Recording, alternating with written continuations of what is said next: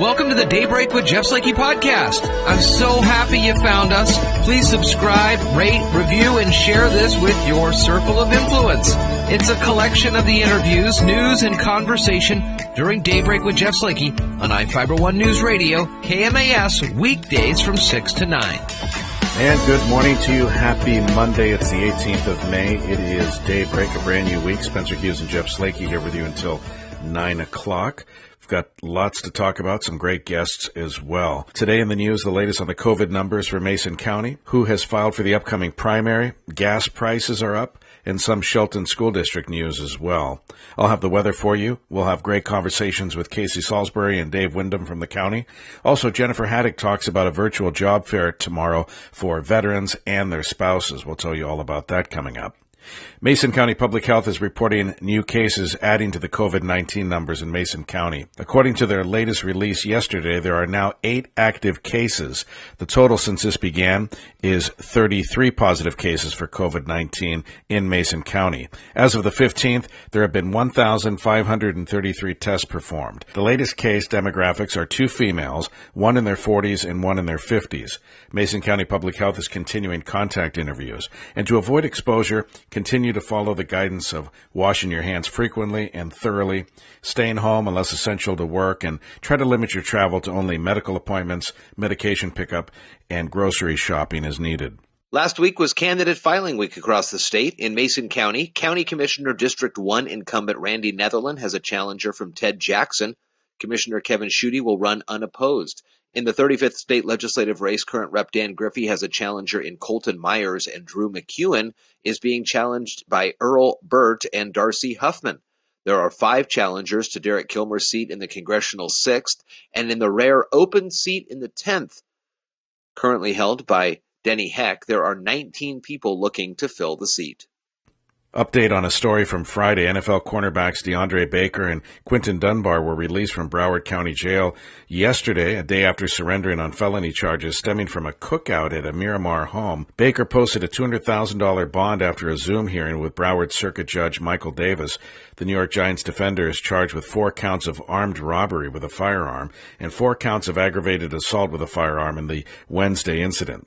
Dunbar is charged with 4 felony counts of armed robbery. The Seattle Seahawks player posted a $100,000 bond. The player's lawyers say they have witnesses who will clear them. Washington gas prices have risen 2.4 cents per gallon in the past week, averaging $2.32 a gallon today. That's according to Gas Buddy's daily survey of 2,666 stations. Gas prices in Washington are 7.2 cents per gallon lower than a month ago and stand $1.17 lower than a year ago. According to Gas Buddy price reports, the cheapest station in Washington is priced at $1.70 a gallon today. The most expensive, $3.09 a gallon, a difference of $1.39 a gallon. The national average price of gasoline has risen 2 cents per gallon in the past week, averaging $1.86 a gallon today. Just got this reminder in from the Shelton School District. Strange to think about, but kindergarten registration time is here. To enroll, your child must be 5 on or before August 31st. Enrollment packets will be available to pick up at Bordeaux Elementary, Evergreen Elementary, and Mountain View Elementary every Monday through June 15th. Except for next Monday, which is Memorial Day. Enrollment forms can also be found on the district website, sheltonschools.org. Community members and staff are invited to talk with Superintendent Alex Apostle, joined with school principals and cabinet members to hear the latest happenings in the Shelton School District. The Open Community Forum will be streamed live via YouTube tomorrow night from 6 to 7. Again on the show today, Casey Salisbury and Dave Windom talk coronavirus in the county. Also, Jennifer Hadac talks about a virtual job fair tomorrow for veterans. From the iFiber One News Radio studios, you're listening to Daybreak. Hey, good morning, everybody. The Daybreak Show rolls on here with Jeff and Spencer. And on the phone line, as we have our Sheriff Sit-Down Weekly, brought to you by our great folks at our Community Credit Union, Mason County Sheriff Casey Salisbury, and Dave Windom as well here. He is kind of directing all that is happening now as it relates to COVID-19. And the guys that meet often, all throughout the week to get these new numbers and everything like that. A good chance on a Monday to look back on the week that was. And Dave, we started out by hearing that you had submitted to the governor's office your thoughts on Mason County's moving to a phase 2 variance. We heard quickly it was denied. Can you kind of tell us a little bit about that? Sure. So initially they selected 10 counties that kind of pre-selected. These counties would be looked at certainly for a variance. And they're smaller counties with very few cases. And then they came out with a list of about 6 more counties, and Mason County was one of those. So we put in a variance, and the criteria was no new cases in 3 weeks, and we hadn't met that. But we put it forward anyway because we wanted to put out the idea that that's probably not the best way to measure something. So what we came out with was the CDC recommendation was no more than 10 new cases in 14 days. And when you break that out, it's like 0.71 cases per day. And we said, okay, if we use that as a standard, how does Mason County measure up? And when we looked at that, we were looking at over a 3-week time frame, about a 0.22 cases per day, so much lower than that. And we said, okay, so if we have 0.22 cases per day, do we have the resources that we need for testing and tracking and all those things to meet that demand? And, whether it's the hospital, do we have the number of test kits? What all those things in the checklist, do we meet those? Yes, we do. Just the one thing is that number. And they said, you know what, we're not ready to accept those numbers yet. Now, since then, they've taken those numbers and we've had the discussion statewide, and we'll be having this discussion later as we go through this week about, so let's take a look at those numbers, because that might be a good way to measure things for not only Mason County, but for the larger counties as well.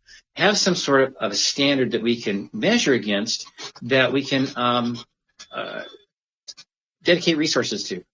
So if you were to look at if there is one person who becomes positive for COVID-19, do you have an idea of the ripple of that? How many swabs, how much testing is needed for just one person? I mean, is that kind of what you guys were looking at, saying, okay, well, we have the ability to help in our hospital facilities blank many people based on these guidelines? Do you know what those numbers are? If one person becomes positive with COVID-19, that pretty much automatically puts a number of so many tests that are used, so many masks that are used per person? Right. So there is that. With one person testing positive, so we would ask them about their contacts and then test those close contacts. Especially if they're symptomatic. The symptomatic piece is the important part. They've got to be symptomatic before we do testing under the guidelines as they are now. So it's not just the number of swabs, because we're doing plenty of testing. We're doing 35 to 50 some tests per day for Mason County residents. So we've got that capability well met. We have excess capability. We're good to go in that department. PPE, the hospital has their PPE, and what we've looked at is, do we have enough reserve at the hospital for COVID response, and then do we have enough to do responding to regular disease work that they're doing, surgeries, whatever, and making sure we have enough PPE to handle all of that. Do you think that the start of the easing of the restrictions, they've kind of made it a little overly tight on the numbers that you can be accepted into the phase 2, just so they could get a sense of how the state is doing? Or did they set up did they determine these numbers based on federal guidelines? Well, I talked to Secretary of Health about that, and he says that they really set the bar kind of necessarily high, because they wanted to see what the small counties did first and use that kind of as the test, something they could measure before the larger counties or counties that had more cases move forward. I was watching some of the national news, and we're starting to see on the coasts, some of those numbers are starting to either flatten or go down, but then the Midwest starts to come up. And I'm just kind of thinking about how this correlates too with the King counties, the Pierce counties, the Thurston counties, those big population points. versus the rural population points. To my mind, it's almost a similar conversation where you would talk about the coasts being the populous portions of the state and the Midwest of America being our more rural. Are you seeing some of those same trends where the major population bases are flattening or going down, but the rural areas are starting to rise? Not necessarily just Mason County, but the state overall? Right. So we have seen that it's not necessarily a question between urban and rural or large or small. Yeah. Because we're seeing it small outbreaks in places like fruit packing plants, places where people are gathered together closely. That is really the kind of the deciding factor, is how close people are together, whether it's urban or rural. Typically in rural areas, we have more social distancing. We have more room to spread out. We're not using as much, buses and things like that where people crowd together. So in many ways, living in a rural area is an advantage when we have a disease outbreak like this. When it comes to things that are starting to open up, and we're going to start to see folks come in, we've seen some of the more major industries in the state start to come online. It looks like some of the casinos are starting to make their distancing plans and their reopening plans available. Is there any cause for concern within the group that meets about whether or not these industries are ready to open, or if Mason County is ready to open, or do you think we're trying to open to appease the residents? So actually, I have been really impressed with the business community. They've come to us with their plans, and in many cases, before actually the guidance has come out from the governor's office on whatever particular industry, and their associations have been critical in putting together these business plans, whether it's restaurant or cars or whatever retail sales. Their associations have been deeply involved with putting together plans and working with the governor's office to have some sort of consistency across those things. So the things we've seen from the local business community are great. And I think if you go out and you walk and you look around the community, our businesses are doing a really good job with, spray guards and social distancing and masks. It's good to see. I think Mason County is ready to move forward. But we continue to watch those cases all the time because we want to make sure that people are safe and we can reopen.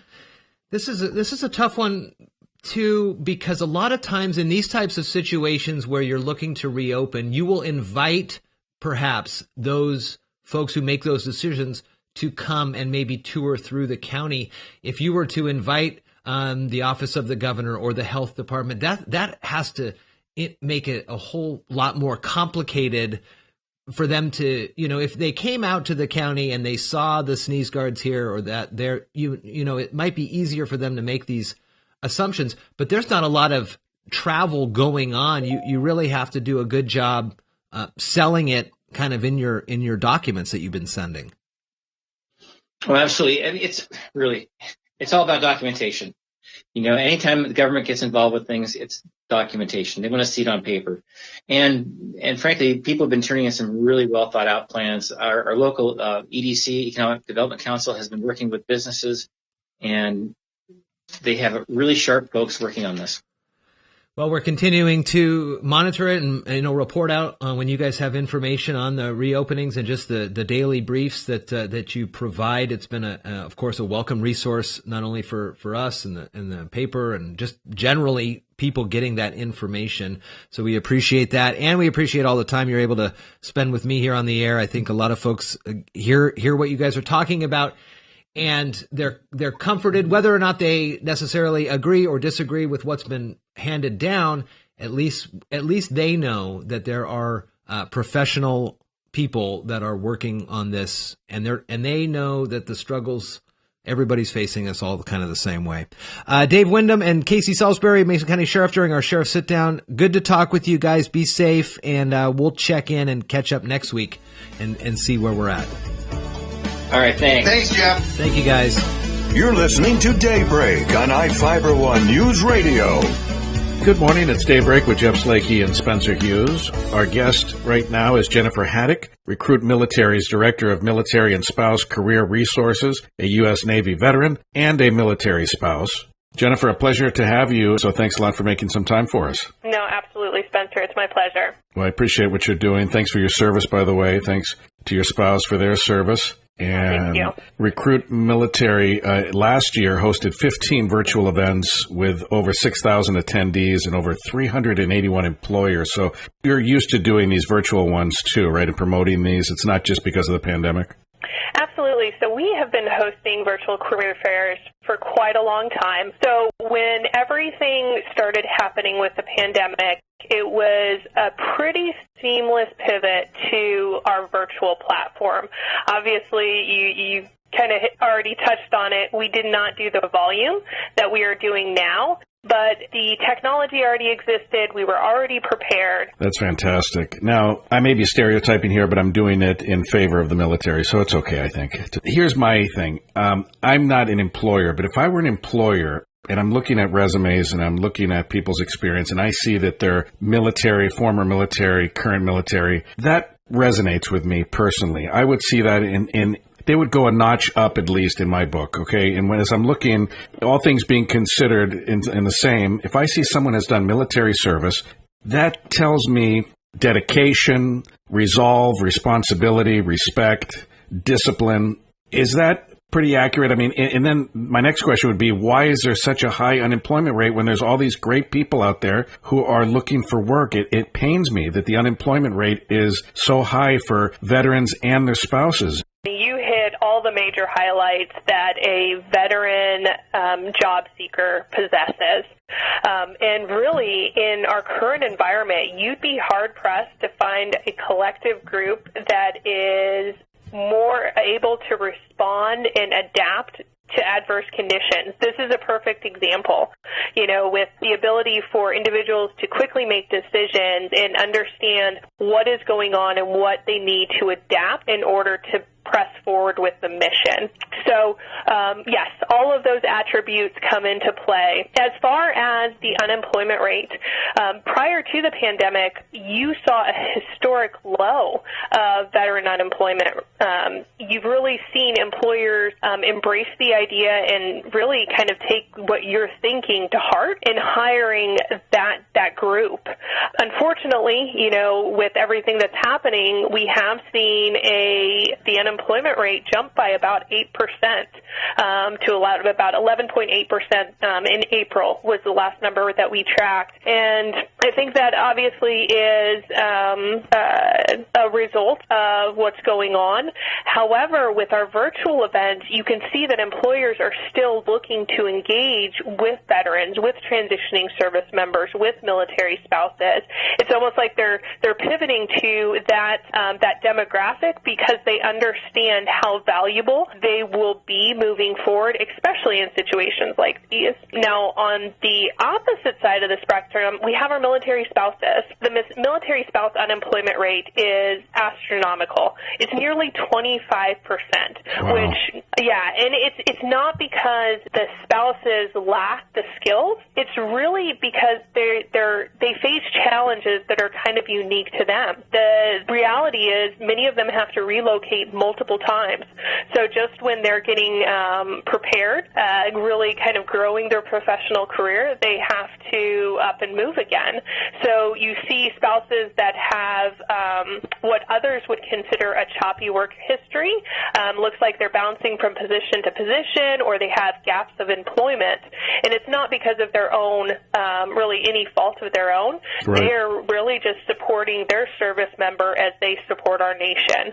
So it's great that we can kind of provide this outlet and allow employers to recognize, okay, these spouses do really bring a really valuable skill set. They're resilient. They're adaptable.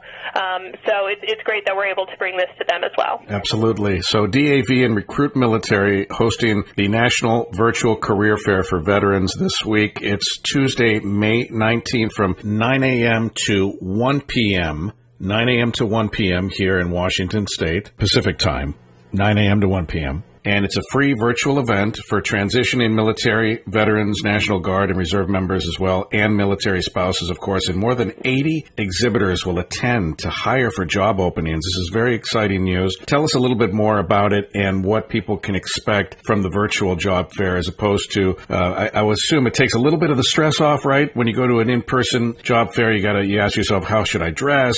Should I dress in my uniform? Should I dress business casual? How casual should I get? Tell us a little bit about how the virtual fair will work for veterans and what can they expect. Sure. So just like a live event, we're going to have company representatives looking to fill positions across the country. We have healthcare, government contractors, financial services, manufacturing, consulting, law enforcement.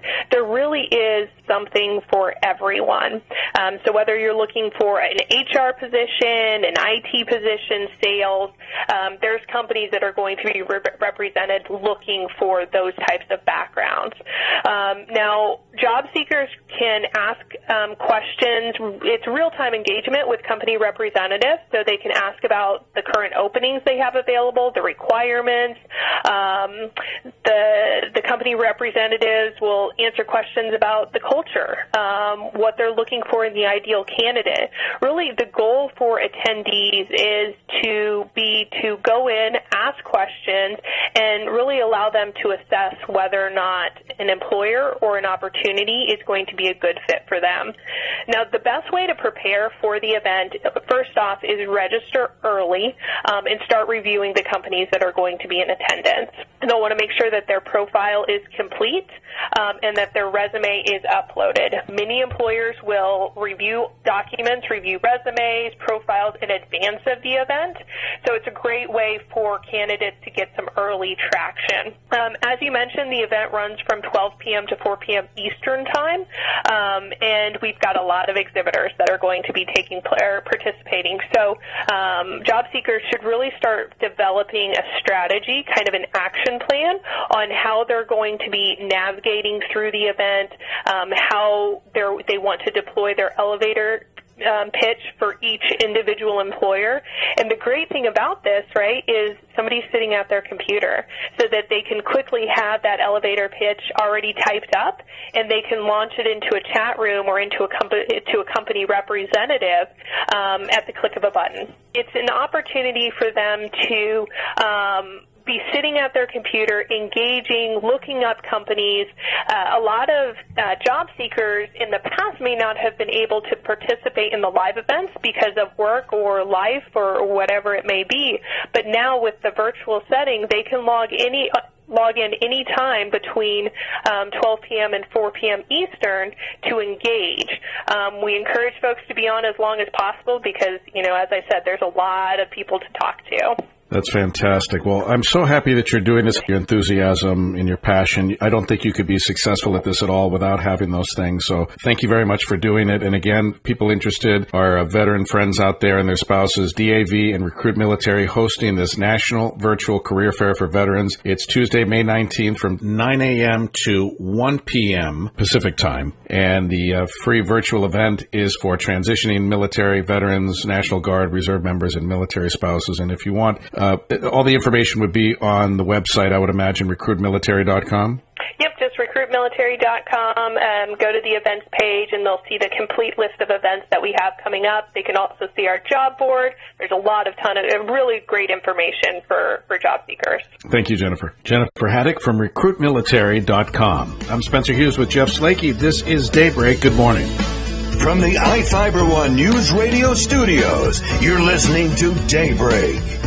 Good morning. It's Spencer Hughes with Jeff Slakey on this Monday edition of Daybreak. And today, among other days, is a very interesting one, and one that may seem a little bit hard to celebrate today on the face of it. It's Visit Your Relatives Day. Wow. Things have really, really changed with coronavirus, haven't they? This day encourages us to visit our relatives and loved ones. Not something we can normally do anyway very easily sometimes, right? People live far away, but now even people that live close by, even maybe in the same neighborhood, in the same town, we're not able to see because of the fear of getting them infected. So maybe coronavirus has made it a little trickier But technology, thankfully, has helped bridge the gap. We would have been in a much different boat long, long ago when we didn't have the internet, when we didn't have gizmos attached to our hands 24/7. We'd really be out of touch. Now everyday folks are using some of that technology that the other people used, right? Maybe for business conferences or young people hanging out on apps. Now, of course, nothing can truly replace the in-person hugs and hellos and the high fives and the fist bumps. But there are apps and devices and online services to help us stay in touch with loved ones, especially when we don't have a whole lot of choice as to whether or not we hunker down at home for an extended period of time. We could start off simple with the good old-fashioned telephone. Yes, those were already around when I was born. Pick up the phone and call somebody. Maybe you're not used to talking to your relatives on the phone because you see them so often. That doesn't mean the phone isn't a great tool. That's the universal one. Everyone can communicate by phone, whether it's the old-school phone at home or your cell phone. In the category of keeping it simple, you can always text a relative right now and say, "Hey, how you doing? Just checking in on you. Let me know if you need anything. Let's talk soon." And then there are great apps like WhatsApp, which is available across devices and around the world. It's a great way to send messages, calls, and even video chats with basically anyone. And encryption is built into the platform, so your communication stays private. The nice thing with WhatsApp, as I said, it's available on iOS and Android, but also on your computer, too, if you don't have a cell phone. Nobody had really been talking about Google Hangouts all that much pre-pandemic, but now more and more people are using them. Anyone can start an account and join a Hangout video call. The nice thing is there's no time limit to your video chat, and it's limited to 10 participants at a time in the video chat room. But that's okay. Anything more than that might get a little crazy. A tried and true go-to video chat system is Skype. You can do audio calls or video calls. You can send messages, pictures, and videos and things like that. You can also make phone calls to non-Skype contacts, including landline numbers. But there is a fee involved with that, so make sure you look into it. But the biggest one everyone's talking about is Zoom. Pre-pandemic, only certain people were using Zoom. People routinely doing video conferences for work mainly. Many telehealth services were using Zoom, but not your average Joe and Jane. It has exploded and has emerged as a popular video chat hangout option. Jeff has done some of our video interviews through Zoom. If you have a free account, you're limited to a 40-minute time limit. You could always restart another call if you need to. It's available on your cell phone and on your computer. Then there's the home devices like the Echo Show and the Facebook Portal. These are great ways to be able to hang out and see each other at the same time as you chat. Help the relatives and friends who are less confident with technology. And in conclusion, families are making hug shields, which are just amazing. Kids can safely embrace grandparents and other relatives through the pandemic through these hug shields. They feature a long and wide sheet of plastic with glove slots. And when two people want to hug, they simply stand on each side of the plastic and reach into the corresponding gloves. And even with that protective barrier, the shields help people still feel an embrace during a time where we're not being hugged as much as we'd like to be, and offering the hugs we generally do to others. Some ideas there for you on how to celebrate Visit Your Relatives Day. I'm Spencer Hughes with Jeff Slakey here on iFiber One News Radio and Daybreak. Thank you so much for listening to today's Daybreak with Jeff Slakey podcast. Again, I'm so happy and honored you found us and chose to listen. Please subscribe, rate, review, and share this with your circle of influence. It's a collection of some of the interviews, news, and conversation during Daybreak with Jeff Slakey on iFiber One News Radio KMAS, weekdays from 6 to 9. Thank you so much again, and talk with you next time.